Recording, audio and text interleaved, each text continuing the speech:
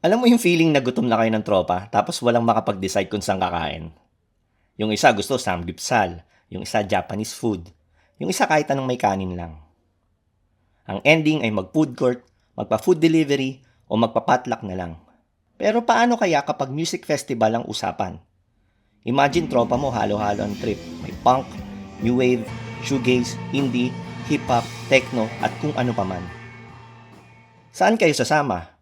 Ang sagot dyan, Fête de la Musique, o kilala rin bilang World Music Day na pinagdiriwang tuwing June 21 sa buong mundo.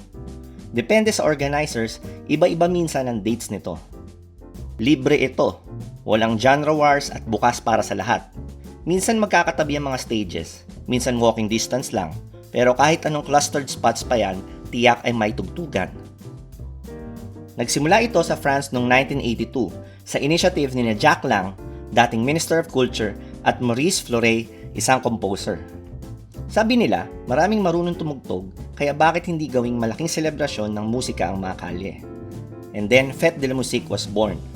Samantala, dinala ang Fête de la Musique sa Pilipinas noong 1994 dahil na rin sa suporta ng French Embassy at mga local music communities. Simula noon, isa na ito sa pinakaabangang free music events sa bansa. May stages sa Makati, Intramuros, at sa iba't ibang panig ng Luzon, Visayas at Mindanao.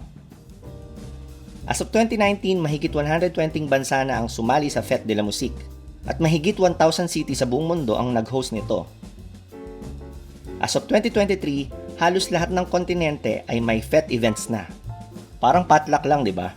Iba-iba ang trip ng bawat isa, pero sama-sama sa saya at musika. Hindi nyo kailangan pareho ang trip para magsaya. Fête is for everyone. Ano man ang paborito mong genre, may tugtugan para sa'yo at gusto mo tong ibahagi sa kaibigan mo. Kung trip mo tong kwentong to, i-like at i-share mo sa tropa mong mahilig sa meaningful content. Hanggang sa muli mga kasyudad, bye-bye!